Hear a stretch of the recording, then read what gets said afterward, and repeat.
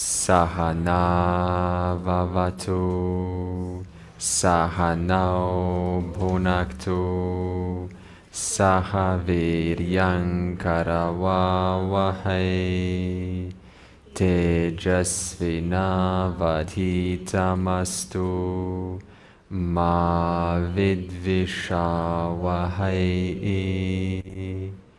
Om Shanti Shanti Shanti.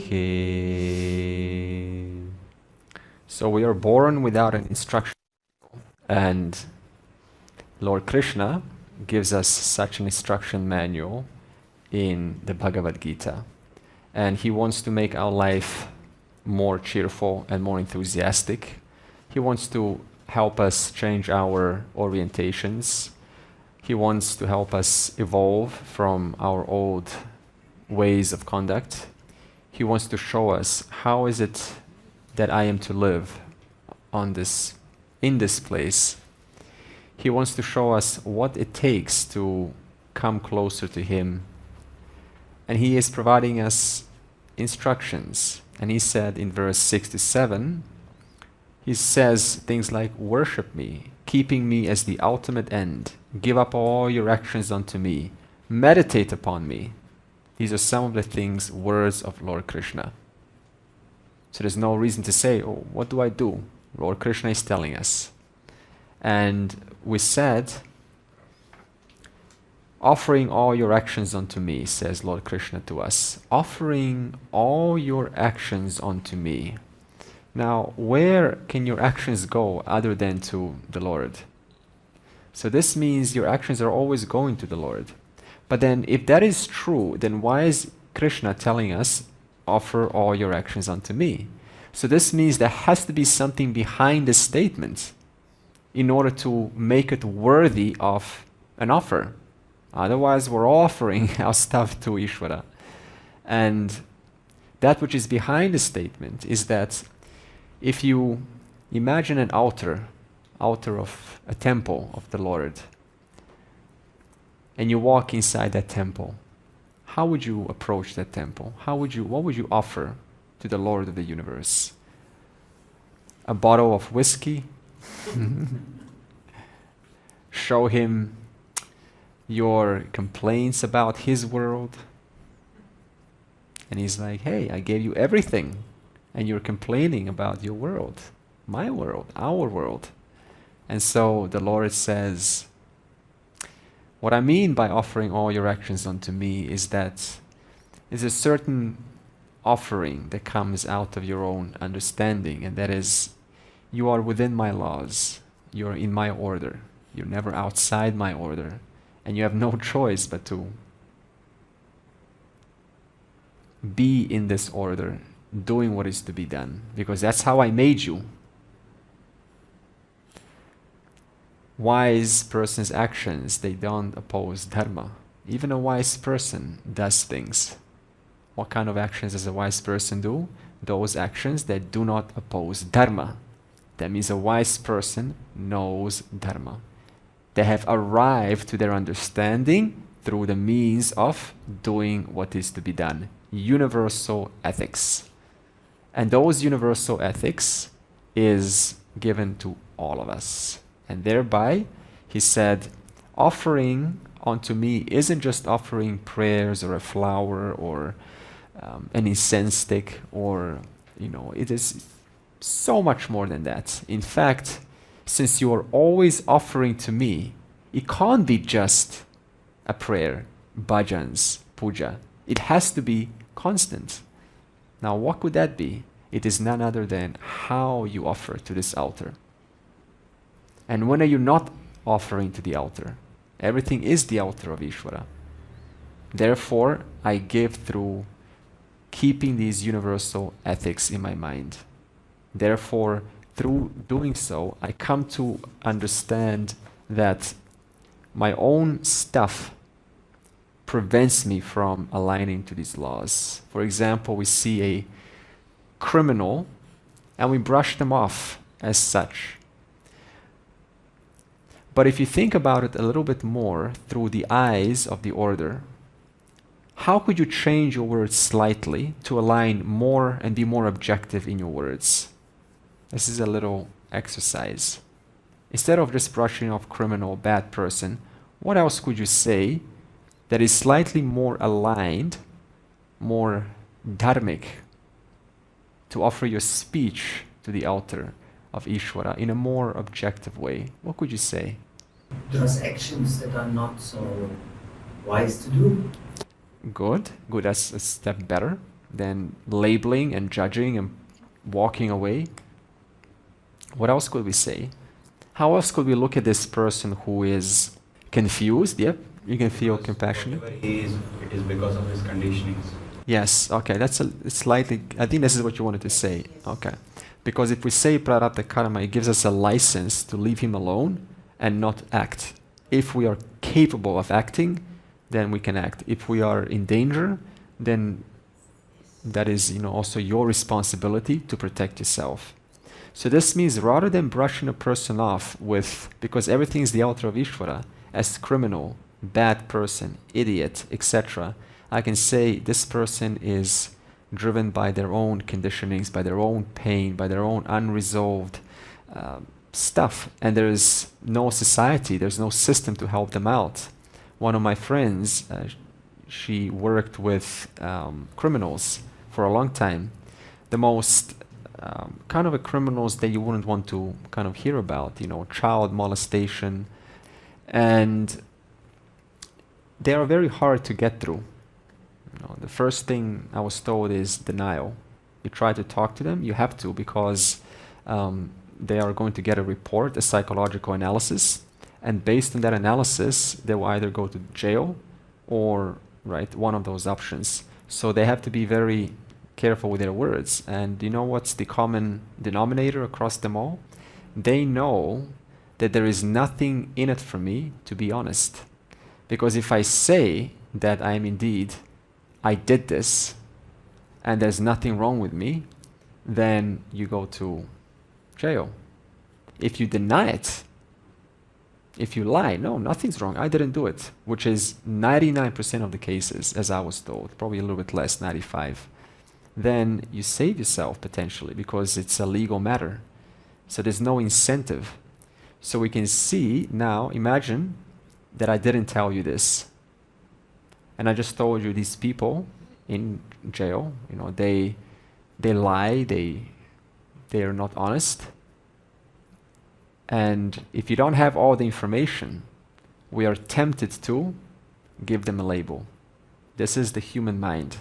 It wants to fill in some information, but you don't know the story. We don't even have the right societal structure to reward the person to be honest. There's no incentive to be honest. Yes. Now look at that, how our society is set up. You see, so it's not so black or white, bad person, good person. We are part of this. This is how it is set up through years and years of conditioning and centuries of culture and change. Therefore, and you and I are also part of this. We also are in this system and we have to share this collective karma. Therefore, this makes us a lot more discerning, a lot more subtle, nuanced in our opinions. There's so much information that you and I don't have at any one moment that it's so easy to brush off someone or something. But if we just for a moment, offering your actions onto me, offering your discernment onto me, offering your sensitivity onto me, then you get blessed because you're causing your intellect to become more nuanced. And when is that opportunity coming? Exactly at those times when we would otherwise not act it out, because it's so easy to label and move on. But that actually hurts you. Therefore, to ascertain, to understand that it hurts me to think like this in this black or white, all or nothing thinking. Verse 1. It goes back onto you. And that becomes non-worship. That becomes labeling. Because I'm establishing, putting the whole world into my little bubble. And I'm living in my bubble. I'm not with the world. I usually often say in my Zoom classes, when someone is doing something that is not keeping with the order, then that is a perfect time to bring all of your teachings and see this person. They are in pain. They look at their history. I don't know their history, but there is certainly some background that's making them do this. And this makes you more compassionate, more empathetic.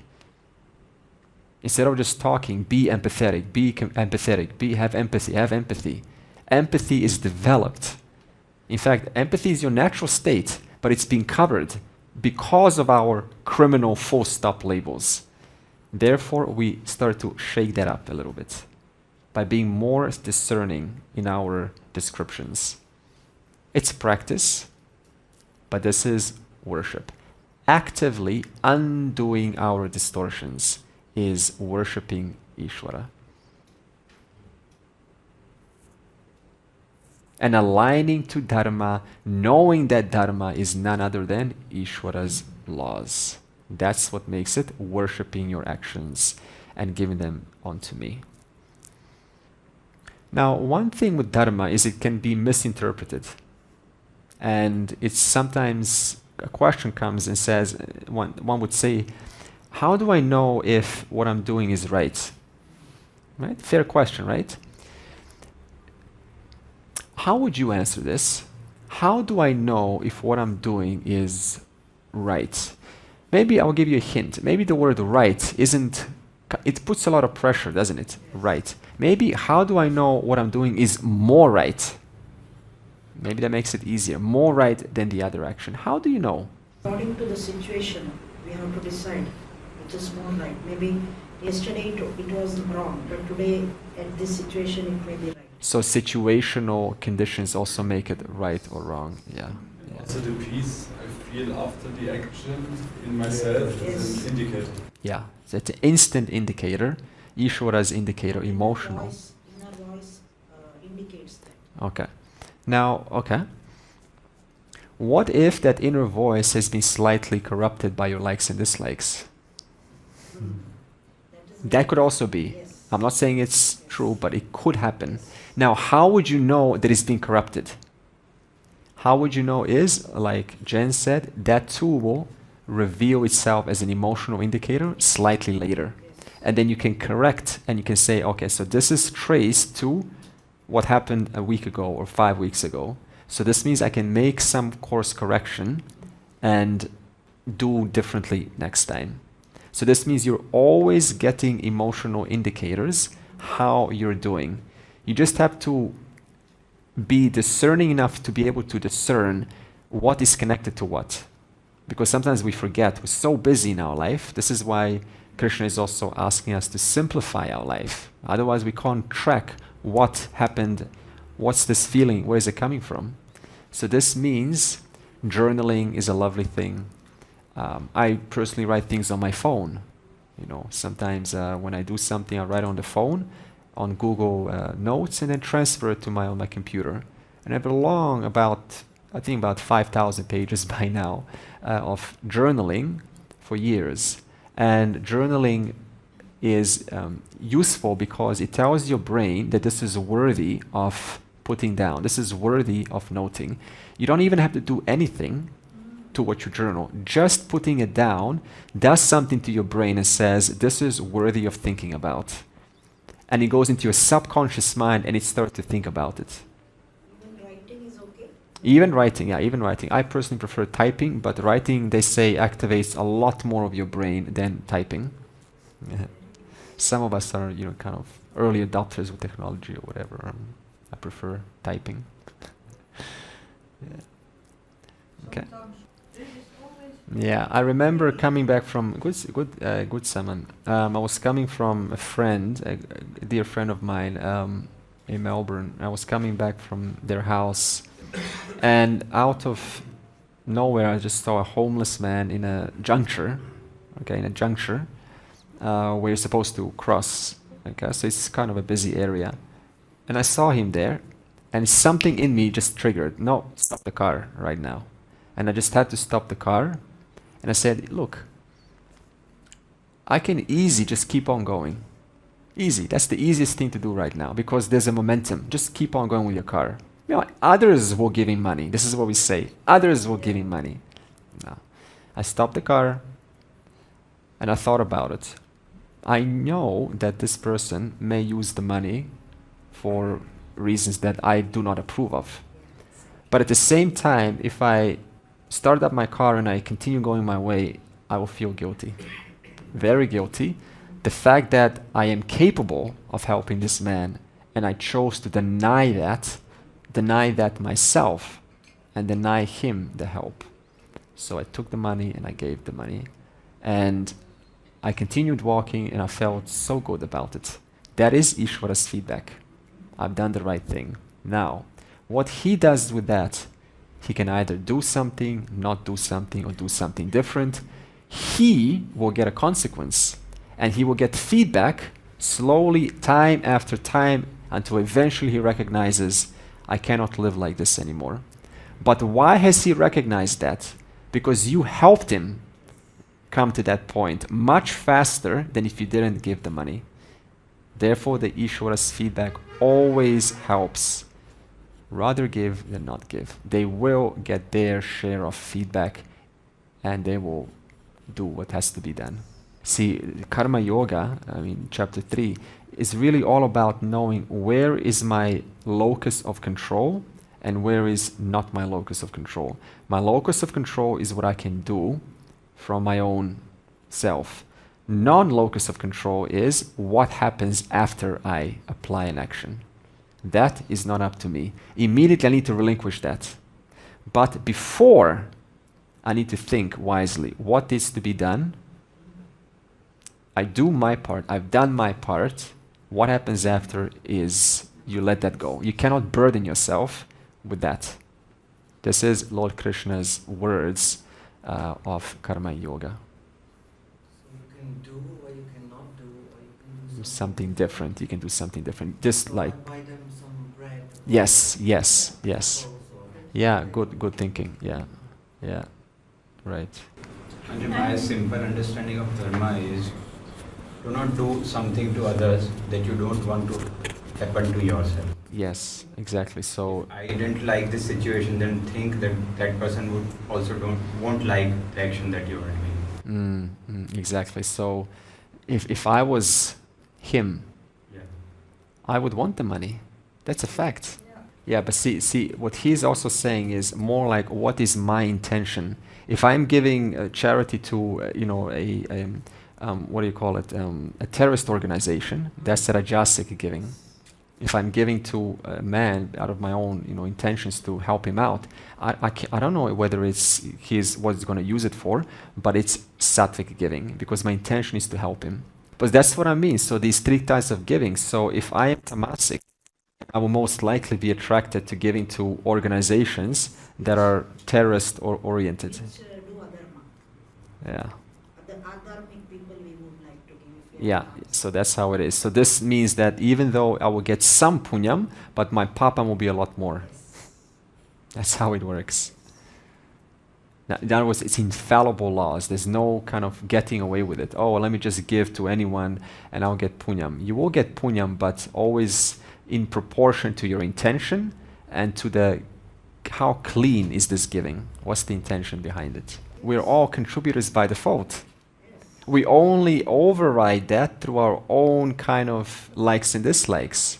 So in that sense, you're giving because that's your natural expression to give. In fact, the more we develop our maturity, our mind, the more we go from taker, consumer, into contributor. And when you become a contributor, you're not doing it to get praise. Praise is always nice, but actually because it pleases you to give. So in that sense, you are giving, which it's just like, okay, I gave. Like when I'm giving classes, I actually, whether you praise me or not, it makes, because I love this. But praising always helps. It motivates me. So this is the natural expression of giving. So it's as though your grandma just giving. I'm out, back on my, doing my thing, giving, until last breath like this. Because you are more closer to Ishvara Srishti, farther away from Jiva Srishti. Jiva Srishti, consume. closer to Ishvara Srishti, give, give, give, give. Dayananda, Swami Dayananda always used to say, settling your accounts with the world, settling your accounts with the world. That means moving away from this mind and protecting my time, it's my effort and it's my, my resources. That is all personal stuff that has to slowly pop, because nothing is yours. The world was already here way before we came. It will continue being just fine after we're gone. Truly nothing is ours. Not even this body is also not mine. So this means we go from ownership into trusteeship. I am entrusted this body by Ishvara's grace. I'm entrusted this body. When you're entrusted a baby, suppose I give my child to you and say, please take care of this child for 10 days. I have to go and teach. What will you do? You're entrusted this child. You will take care of them. And you will know at the same time it is not my child. Because you know it is not my child, you are extra careful to take care of them. Because you know you're taking care of it for someone that is very important to you. So in that sense, Ishvara is very important to us because Ishvara is the one that removes the veil. And therefore, I take care of this body. How? By aligning myself to the laws, offering my actions unto Him. And thereby, I become a contributor. And to that child, we will not be over-attached also, because we know one day He will come and take that child. Yeah. I am extending. Yes. Yeah. Because we know it is Andre's son, he will come and after 10 days we will be more careful, but still we will not be over attached. Yes, good. I love that. More attached because we know he will take that. Yeah, it has to go back eventually. Similarly Wow. with our relationships, Oh. God has given us to take care of my husband, to take care of my child, everything.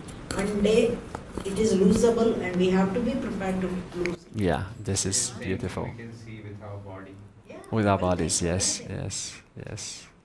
But It has been given. But we are more attached to others, no? Sometimes we are afraid of losing others. Yeah, because we get our well-being from them. This is why.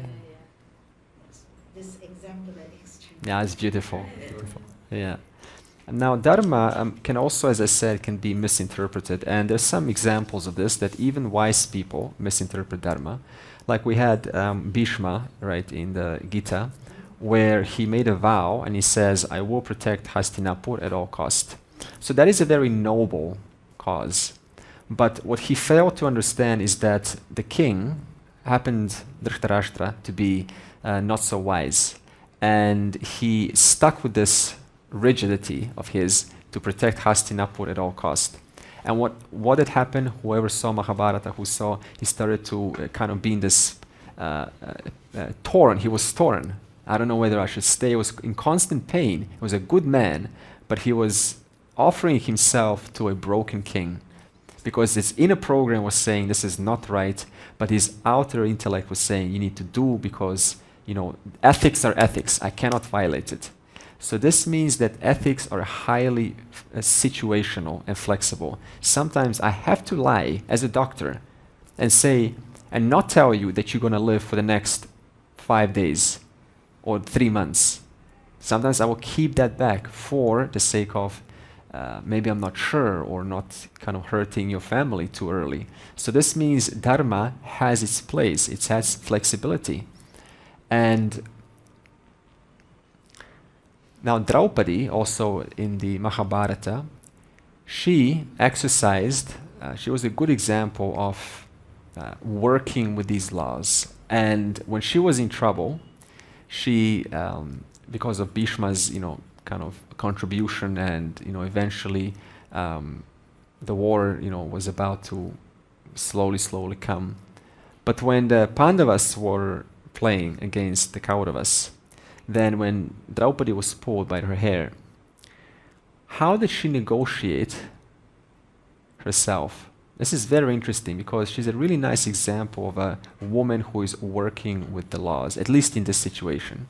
I know you can always find different situations, and I can also, for example, when she was laughing at Duryodhana when he fell inside the pool, that contributed to her papam later on, to her hair pulling and so on.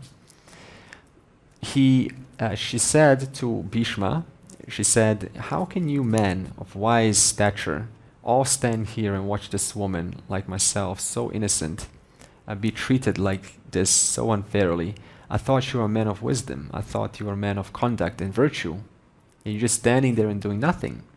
Now Bhishma, being so relatively rigid about his dharmic rules, what did he say? Same thing. He said, look, Yudhishthir chose to play. He could have backed out any time. Even if Duryodhana said that Shakuni is going to play, he could have went. But he stayed. Yudhishthir noticed that there was something perhaps fishy around dice. He could have got up and left. Yudhishthir noticed he was losing his Indraprastha and his elephants and his chariots. He could have left. He noticed he was losing his brothers and he could have left. He lost himself. This is all his fault. I play no part. Like, that's why we're not getting up. It's not our responsibility to get up. Now, you would think, if you stop here, that Bhishma was being wise. He was being dharmic.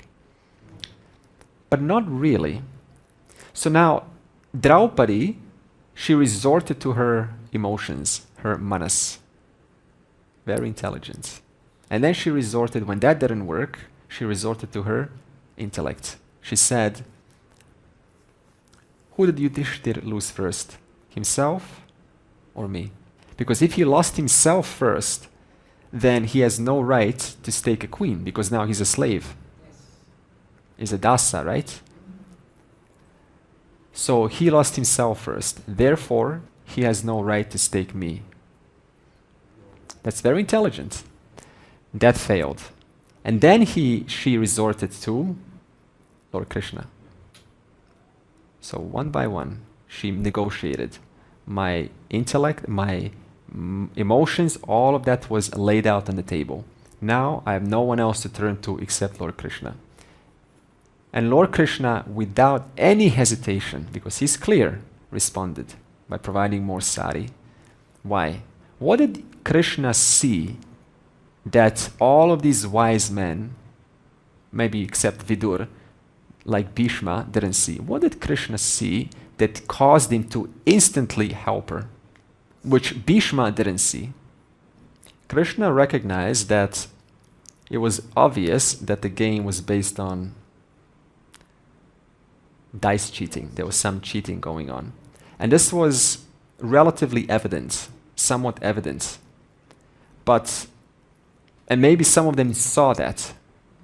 Now, you have no obligation to fulfill a game of cheating.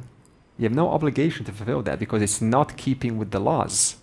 It's like, it reminds me this one time in Paris. You know, I have these, got some scams going on. They have this ball, 3 balls and a ball underneath. And they say, and you see the ball is here. And they slowly turn and you're totally sure where the ball is. And you say here, and they lift. There's no ball. There's no ball in any one of these because it's sleight of hand that they take it inside.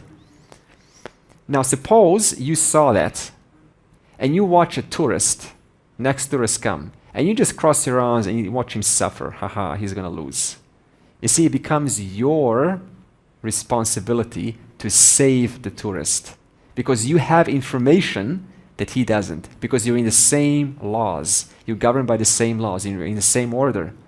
So in that sense, because it was relatively known that there was some cheating, some some dicey situation going on, someone should have acted, and they didn't. Therefore, there's no obligation to fulfill, to give, to take that man's money now that he's lost the ball. And second of all, even if there was no cheating going on, even then, you cannot, as Modita said, treat a person like that. Someone that's so innocent and helpless. You just cannot treat them because it is not dharmically right to do so. Whether there is cheating or no cheating, she is innocent. Yeah. You cannot treat a person like that. Yeah. Therefore, the obligation is that you don't have to honor this game at all. Yeah. So this is clarity where Krishna is coming from, and it is up to us to align to that clarity. His chanted wheel was stuck in mud. That's when he asked Arjuna to kill him. How do you explain that from universal effortlessness? Yeah, if I remember, there is some ways to explain that.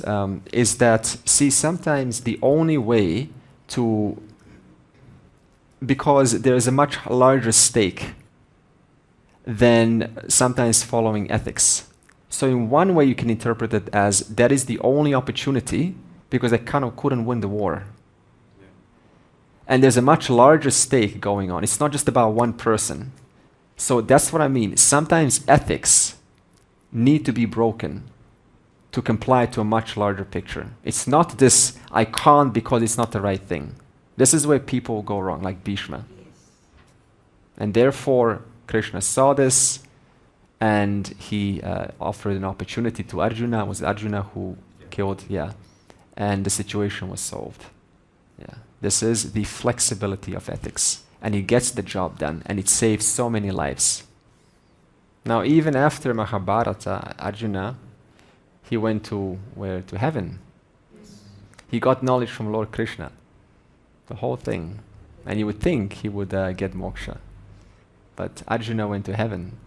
So what does this tell you? You can even align yourself to dharma, but you still have some work to do. You have to still continue your work. Nididhyasanam, nididhyasanam.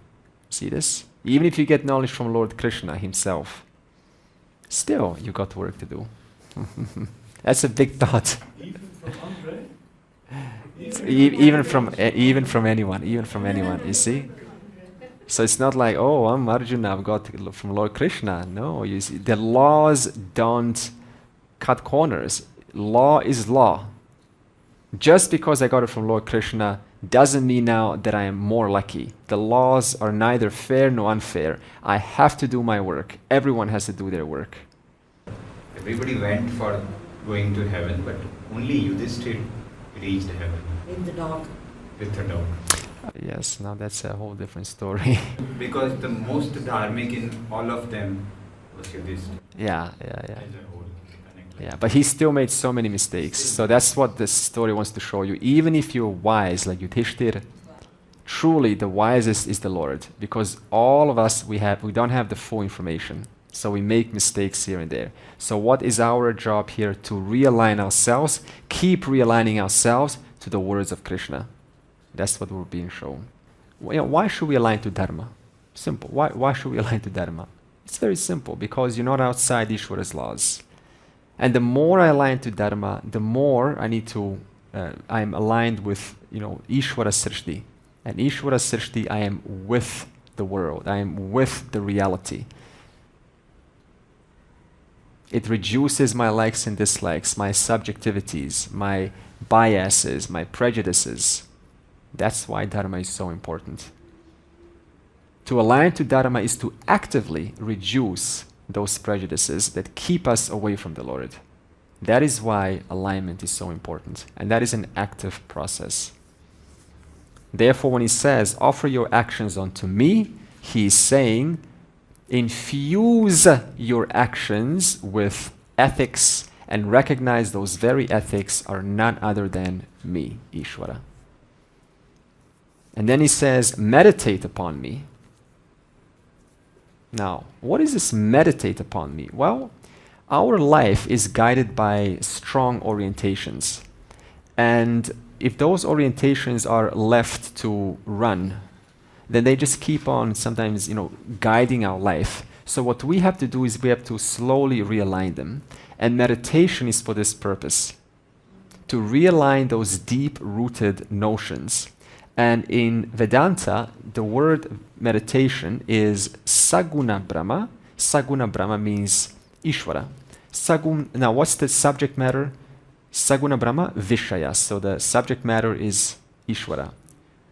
Saguna Brahma, Manasavyaparaha.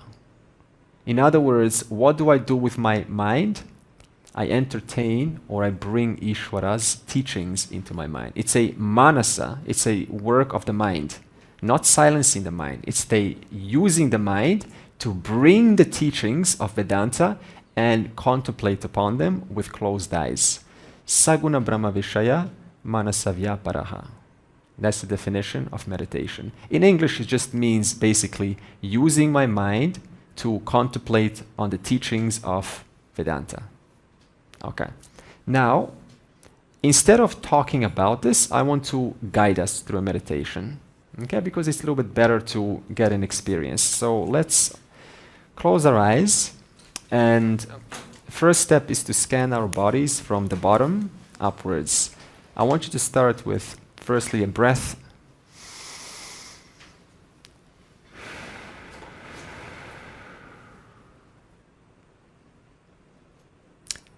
Scan your feet and release any tension. Scan going upwards, the calves, releasing tension. Knees, releasing tension. Thighs, releasing tension. Chest, releasing tension. Just say the word release.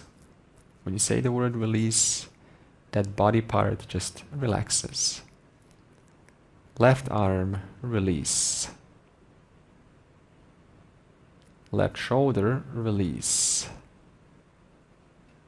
Left right arm and right shoulder, release. Relax the face, the eyebrows, the tongue, and the jaw.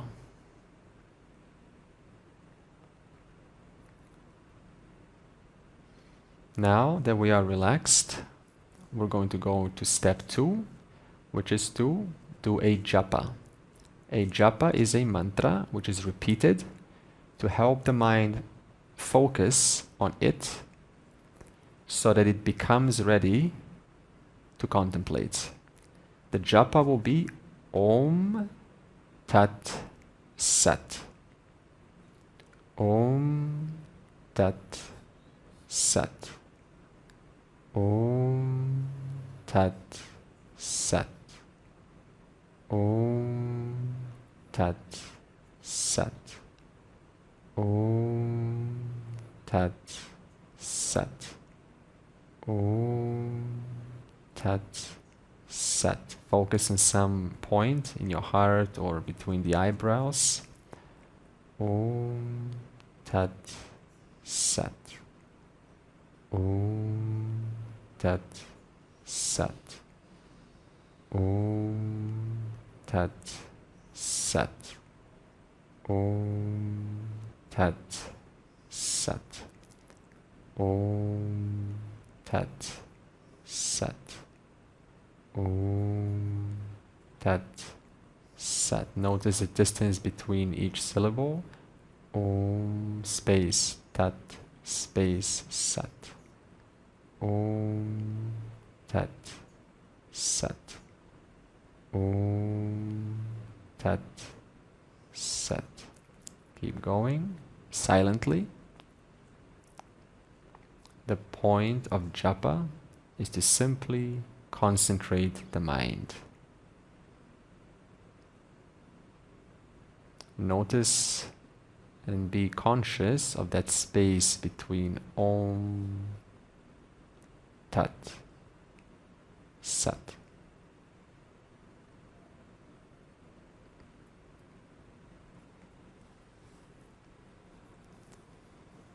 Whenever the mind wavers, thinking about something today, immediately bring it back to that point between the eyebrows or in the heart or wherever you wish to focus. Om Tat Sat. Om Tat Sat. Om Tat Sat.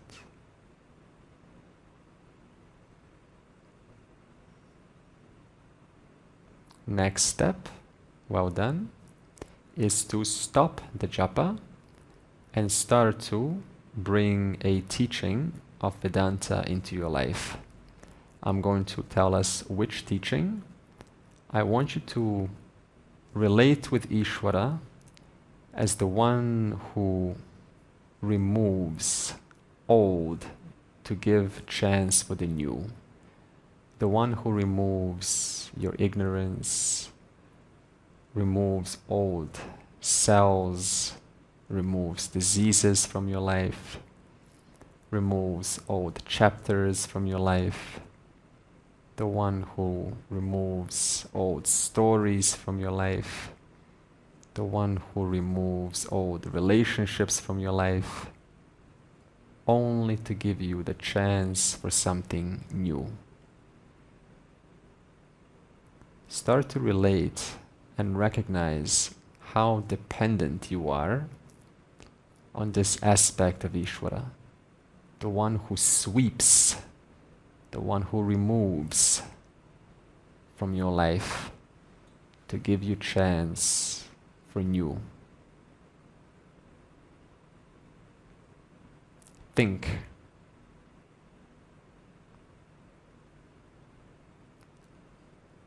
Find all the ways how much Ishvara has played a part in your life to remove the old, to give way to the new.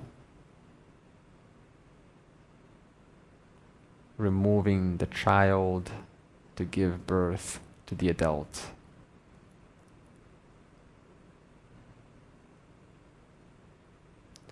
Removing small ignorances, bringing you closer to Him.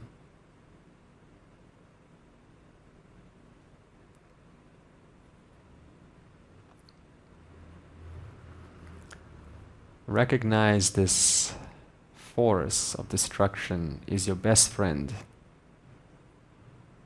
the one that removes fear, false ideas, all of the ugly stuff, impurities, leaving you cleaner, wiser,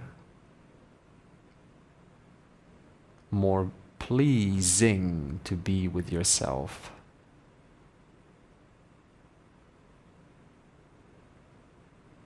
Recognize how much Ishvara plays a role in your life.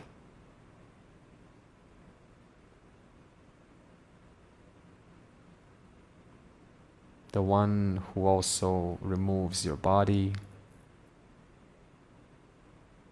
removes your thoughts,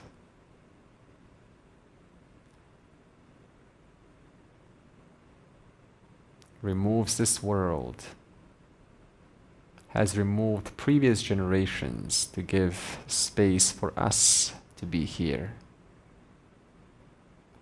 and it will remove us to give place for new generations to come. Now that you have related how Ishvara plays a role in your life, I want us to start asking for help. All force of destruction, please help me remove. Then whatever it is that you no longer wish to be in your life, help me to remove my silly notions, my ideas, my small ignorances, my inability to open myself up to the other.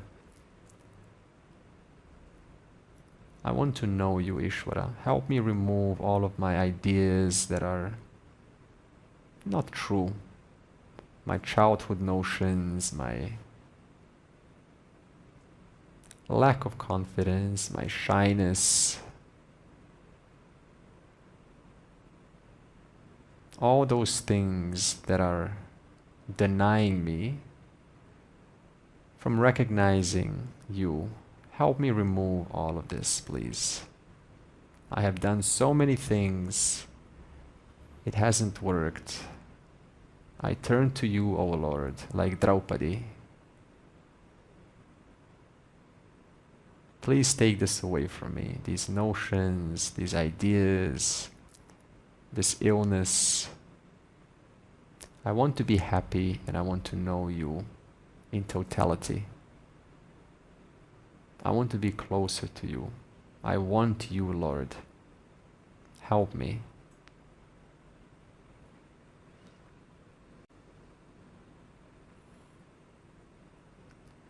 Well done.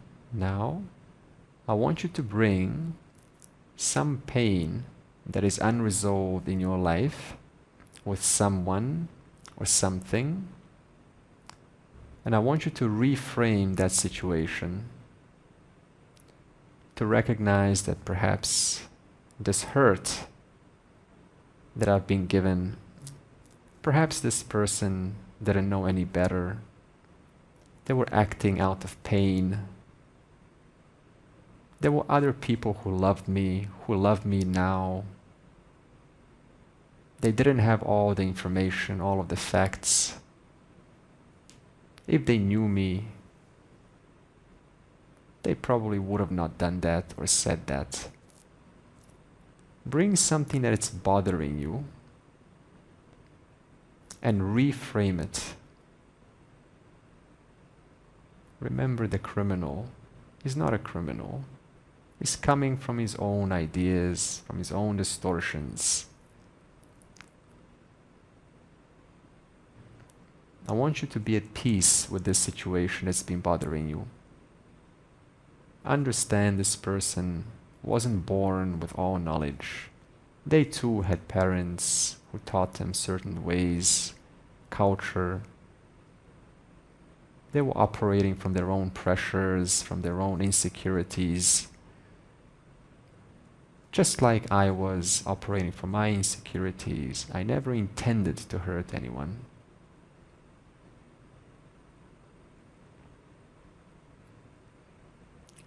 I want you to keep going until you're at peace with this situation, with this person. You don't deserve this burden.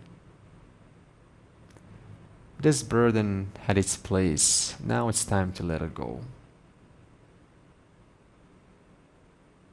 I believe in you. You can let it go.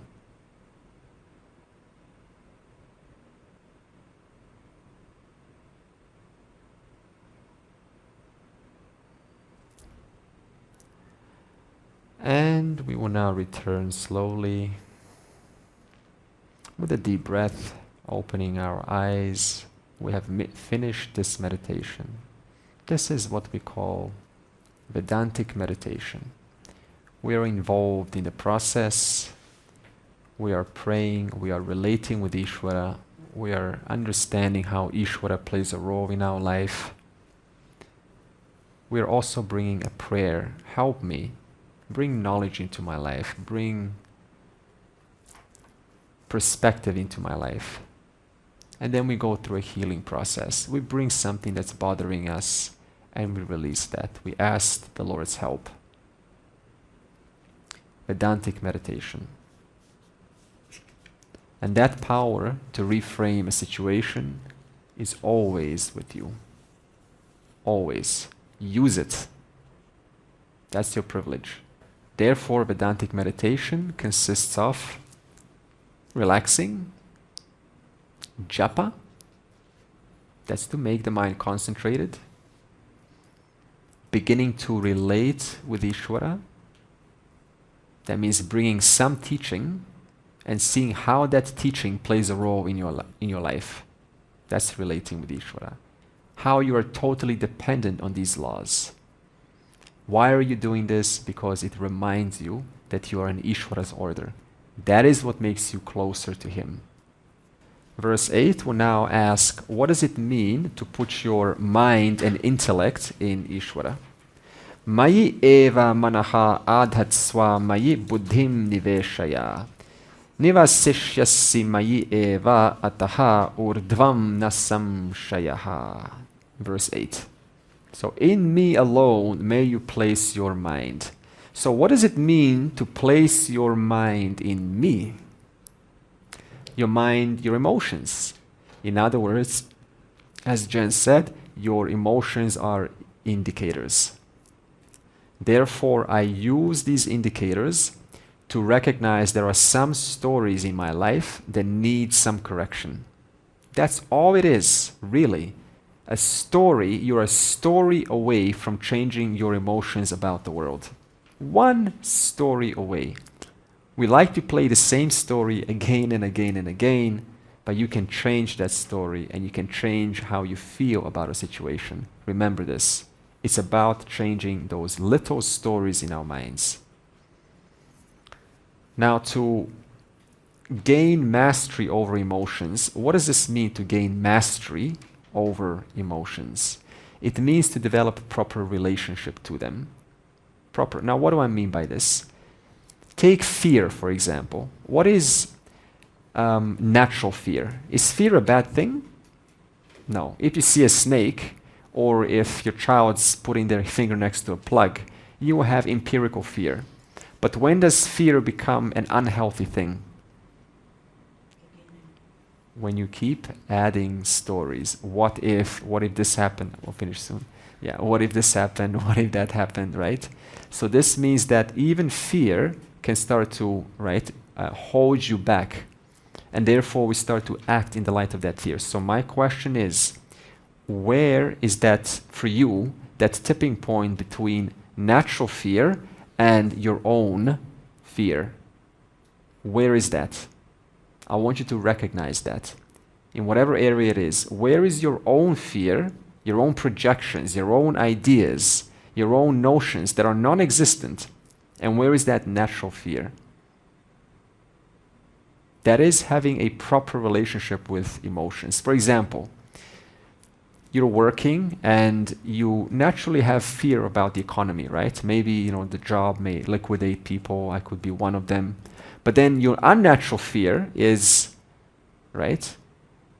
projecting. It's going to be me. What then? My family is going to fall apart. I'm going to fall apart. Where will I live? I will go nowhere to stay. What happens to my rent?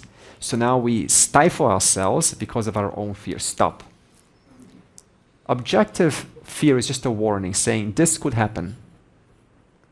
Now, do I have a plan? Objective fear, personal fear.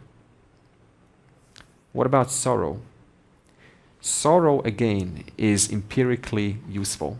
How so? You lose a friend. Are you going to be cold? Absolutely not. You're naturally going to grieve. You have a human heart, you will grieve if you have a nice connection with a person. Therefore, sorrow is grieving and it's necessary. Grieving for the loss of someone or something. But now, how does this grief become unhealthy? When you build on it, excellent. When it colors your future plans, excellent. It starts to color in, you start to customize it, mold it, shape it. Confused about the future. Confused about the future. Can you personalize it? Like if this has happened to them, it can happen to me, it can happen to my family. Like, why it's so sudden? Son, you take it personally. Yeah, you take it on. Okay. So this means, as Vijaya has said, you build upon it. One thought after another, we create a story. Becomes so huge that it becomes very hard down the road to fix it. And this is what we call depression. What is depression? Depression is not an overnight thing. It's been built up for years. And then the person will go up to you and say, I need help. It's nearly impossible to help them anymore. Because you're up against 5-10 years of build-up. You can't drill through that.